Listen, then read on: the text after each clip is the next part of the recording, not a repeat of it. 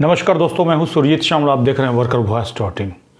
दोस्तों, आप में से जिन लोग अभी सहारा इंडिया के अंदर पैसा फंसा हुआ है उनको आगाह करने आया हूं, एक तरह से चेतावनी देने आया हूं कि अभी से भी संभल जाए, नहीं तो आने वाले समय में फिर से आपको अपने पैसे के लिए पछताना न पड़े। और ये बात मैं क्यों बता रहा हूँ, हालांकि जब से हमारे पास सहारा इंडिया के बारे में जानकारी आई और तब से हम लगातार आपको आगाह ही कर रहे हैं।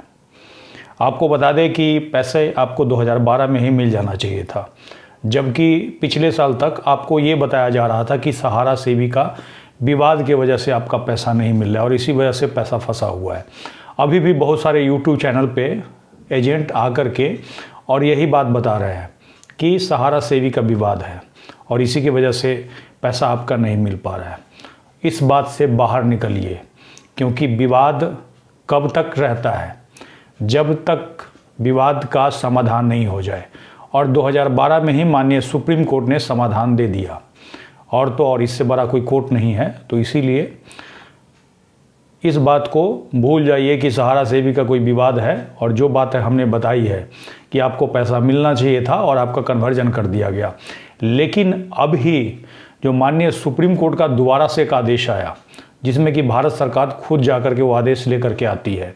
हालांकि जब 29 मार्च 2023 को ये आदेश आया था, उसके दूसरे दिन ही अमित शाह जी ने उत्तराखंड से ये कहा था कि हम 4 महीने के अंदर अंदर पैसे दे देंगे।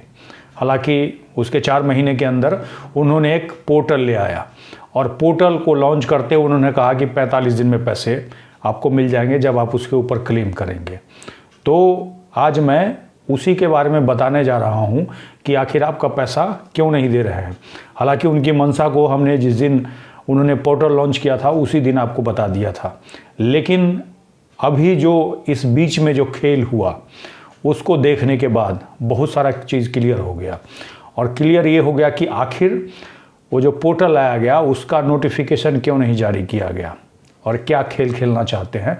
उसको समझने के लिए थोड़ा सा देर का वीडियो है, ज़्यादा देर का होगा नहीं, 7-8 मिनट का, आराम से देखिएगा तो सारी बात आपको क्लियर हो जाएगी। तो जब पोर्टल आया गया था और उस पोर्टल पे जाकर के देखिएगा तो उसमें एक सुप्रीम कोर्ट का ऑर्डर 29 मार्च वाला ऑर्डर लगा हुआ है। कहने का मतलब, अगर उस ऑर्डर के आधार पर ये आपको पैसा देते तो सिंपल सी बात थी, उसी ऑर्डर के आधार पे मिलता, आप क्लेम करते, आपको पैसा मिल जाता। जबकि ऐसा कुछ नहीं है। और ऑर्डर में इन्होंने यही कहा कि उनके पास कंप्लेन आया है और आप लोगों ने जो दिल्ली हाई कोर्ट के आदेश के अनुसार उनके पास कंप्लेन भेजा था सेंट्रल रजिस्ट्रार के पास, उसी के आधार पे वो 5,000 करोड़ की मांग करने गए थे। तो नियमतः जिन लोगों ने कंप्लेन किया था उनको पहले मिल जाना चाहिए था, और बाकी लोगों को कहते कि भाई अब आप लोग क्लेम कीजिए, जैसे जैसे क्लेम करते जाइएगा वैसे वैसे हम पैसा अगला से बेच करके चाहे जैसे करके ला करके आपको देंगे। लेकिन उन्होंने ऐसा नहीं किया, क्योंकि इलेक्शन था तो इनको इलेक्शन भी देखना है और साथ ही साथ जमाकर्ताओं को भी फंसाना है। फंसाना क्यों? क्योंकि हमने पहले ही कहा था कि 2015 में जब सहारा बंद हो गया तो आपका पैसा सोसाइटी में कन्वर्ट कैसे हुआ। और तो और जब हमने फरवरी 2022 से इसके खिलाफ आंदोलन करना शुरू किया, लोगों को सच्चाई बताना शुरू किया, तो अमित शाह जी ने इधर मीटिंग करना शुरू कर दिया। क्योंकि सबसे बड़ा सवाल ये है कि सोसाइटी जो है किसी जमाकर्ता से पैसा जमा ही नहीं करवा सकता है। और ये बात मैं नहीं कह रहा, बल्कि आरबीआई खुद कह रहा है। और उसका एक चेतावनी भी हमने जो शिकायत किया है उसमें शेयर किया है सरकार के साथ कि भाई आपका आरबीआई ही खुद कह रहा है कि न तो जमाकर्ता और न गैर जमाकर्ता से सोसाइटी पैसा जमा करा सकता है, और इसके लिए उसको आरबीआई का लाइसेंस चाहिए। और तो और अगर कोई बैंक चलाएगा तो उसके नाम में बैंक, बैंकारी और एक और नाम होता है, वो होना चाहिए।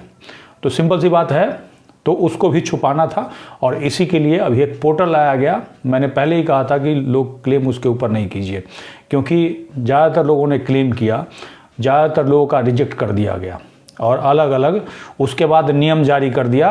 पता नहीं कितना 22 या 23 कोड बता दिया है, और इस वजह से ये रीज़न है। ये बाद में बताया जब आपने अप्लाई कर दिया, जिन लोगों ने भी अप्लाई किया हो, और ये बता दिया गया आपको। अब क्या है, जो लोग उसके ऊपर दोबारा से क्लेम करने जा रहे हैं उनको 1-2 ऑप्शन में ये लिखा हुआ है, जिनका ये बताया गया कि आपका जो मेंबरशिप है या फिर आपका जो डिटेल है हमारे डाटाबेस में नहीं है, ऐसा बताया गया है, उनको ये भी सुझाव दिया जा रहा है कि आप ऑफिस चले जाइए, ऑफिस में जा कर के संपर्क कीजिए। सबसे पहले बात है कि अगर सहारा इंडिया का ऑफिस है, आप सभी लोगों को पता है, लेकिन सोसाइटी का ऑफिस कहाँ है, आप में से कोई आदमी अगर जानते हो तो एक बार आप कमेंट्स करके बताइएगा कि कहीं पे आपने इससे पहले सहारा इंडिया की जगह सोसाइटी का, चाहे वो हमारा इंडिया हो या फिर इनका सहारियन हो या फिर अलग अलग जो भी है, सहारा क्रेडिट है, इसका कहीं बोर्ड लगा हुआ देखा है तो एक बार कमेंट्स करके बताइएगा। तो सिंपल सी बात है, कहीं ना कहीं ये आपको इसीलिए भेज रहे हैं क्योंकि हमारे पास 2 जगह से फ़ोन आया और कई जगह से मैसेज लगातार आ रहा है, और मैसेज में यही आ रहा है कि उनको फिर से शेयर एप्लीकेशन फॉर्म एजेंट के द्वारा दिया जा रहा है। और ऐसी स्थिति में जो एजेंट ये कहते हैं कि नहीं, एजेंट के साथ भी धोखा हुआ है, तो मुझे नहीं लगता है कि हो सकता है 10-20% एजेंट ऐसे होंगे जिनको ये लगा होगा कि उनके साथ धोखा कर दिया तो उन्होंने उसी समय काम छोड़ दिया। लेकिन लगातार जो काम कर रहे हैं अपने कमीशन के चक्कर में, और ये कहते हैं कि हम तो वहाँ नौकरी कर रहे थे, तो अभी भी तो आप नौकरी कर रहे हैं। अब कहीं डाका डालने की नौकरी होगी, वहाँ आप सोचिएगा आप नौकरी कर रहे हैं और जाके डाका डाल दीजिएगा तो कल को जेल के अंदर तो जाइएगा ही जाइएगा। क्योंकि सहारा श्री जो है वो लोगों का पैसा ठगने के लिए लोगों के घर पे नहीं आया था, बल्कि आप गए थे और आप जाकर के ये कह रहे थे कि हम हैं ना।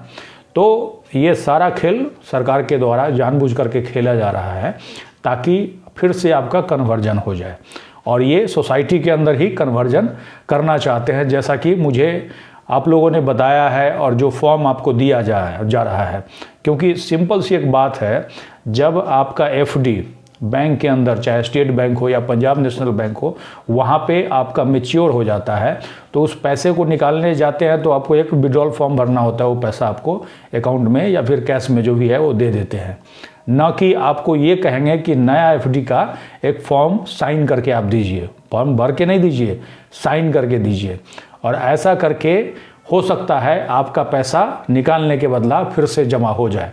तो ये बात आपको, अगर जो मैंने बताई है ये बात आपको भी लग रही है तो एक बार आप बताइएगा ज़रूर, और अधिक से अधिक लोगों तक शेयर कीजिएगा, क्योंकि इसका और कोई उपाय नहीं है।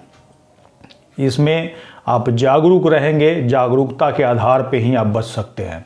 आप कोई भी पेपर पे पढ़ने से पहले उसको समझिए, पढ़ लेते हैं उसके समझिए, समझ करके ही साइन कीजिए। समझ करके साइन नहीं करेंगे तो कहीं ना कहीं कुछ और पेपर पे साइन करा लिया जाएगा और उसके बाद आपका पैसा मिलने से रहेगा। इसीलिए दोस्तों, आप सभी लोगों से अनुरोध करूंगा कि जिन लोगों ने भी प्रधानमंत्री को अभी तक पत्र नहीं लिखा है तो आज कम से कम भेज दीजिए, क्योंकि दूसरा जो पत्र मैं चीफ जस्टिस के लिए देने जा रहा हूँ उसमें उसकी चर्चा करूँगा कि आपने पहले उनको भेजा है और उन्होंने इसके ऊपर कुछ नहीं किया, और आपका अभी भी पैसा नहीं मिला है, या फिर आपने क्लेम कर दिया तब भी नहीं मिला है, और इन कारणों से आपने क्लेम नहीं किया है। क्योंकि वो पहली बार 10,000 देने की बात कर रहे हैं और दूसरी बार कब देंगे ये बता ही नहीं रहे। और तो और जिन लोगों ने पहले क्लेम किया था उनको ये कहा गया था कि जितना पैसा है वो क्लेम कर दीजिए आप। अब रीक्लेम जो करवा रहे हैं उसमें भी इन्होंने क्या किया है, उसमें भी बाउंडेशन लगा दिया है कि इतना तारीख से लेकर के इतना तारीख तक 10,000 रुपये तक वाले ही रिक्लेम करें, इतना तारीख से इतना तारीख तक 20,000 वाले रिक्लेम करें, और बाकी जो है अभी जल्द ही हम आपको बताएंगे, ऐसा करके वहाँ फंसा दिया गया है। और 9 महीने पूरे होने को है। तो सिंपल सी बात है, आगे यही होगा कि सुप्रीम कोर्ट के अंदर जब सुनवाई होगी तब ये देखना है कि सरकार के तरफ से वहाँ क्या कहा जाता है। लेकिन उससे पहले हमें कोशिश ये करना है कि चीफ जस्टिस को हम लेटर भेजें। तो आप लोग एक बार कमेंट्स करके बताइएगा कि क्या आप लोग लेटर भेजना चाहते हैं। हाँ, तो मैं उसके बारे में मैं एक लेटर खुद भेजूंगा, और भेजने के बाद उसके बाद आप लोगों को फॉर्मेट दूंगा। लेकिन ऐसा नहीं है कि 5-10 लोग या 20 लोग या 200-500 लोग भेजेंगे तो उसका कोई असर होगा, इस बात को आप ध्यान रखिएगा। तो दोस्तों, यही जानकारी हमारे तरफ से आज थी आपको देनी कि आप लोग जैसे जैसे समय नज़दीक आते जा रहा है धैर्य मत खोइए। ये मत सोचिए कि क्लेम आपने नहीं किया है तो कल को आपको पैसा नहीं मिलेगा। आप जब तक लड़ते रहेंगे तब तक आपको पैसे मिलने की उम्मीद है, लेकिन उससे पहले फंस जाएंगे और फिर से कन्वर्जन करा लेंगे, और 2 साल 4 साल के लिए कन्वर्ट अगर कर दिया तो फिर टाटा बाय बाय, बात ख़त्म। फिर 2-4 साल के बाद आपके लिए कोई लड़ने के लिए नहीं आएगा। इस बात को नोट कर लीजिए। तो आपको संभल करके रखना है, सचेत होकर के रहना है, क्योंकि आपको फंसाने दिखाने के लिए सुब्रत राय तो चले गए, लेकिन उन्होंने बहुत सारे चेले चपाटे को छोड़ गए हैं जो कि एजेंट के रूप में उनकी भगवान की तरह जय जयकार कर रहा है। तो ऐसे लोगों से बचिए। इसके साथ ही विदा लेता हूं। अगर आप हमें फेसबुक पे देख रहे हैं तो पेज को लाइक करेंगे, यूट्यूब पे देख रहे हैं तो चैनल को सब्सक्राइब करेंगे और अधिक से अधिक लोगों तक ये बात शेयर करेंगे, नहीं तो फिर से लोग फंस जाएंगे। धन्यवाद।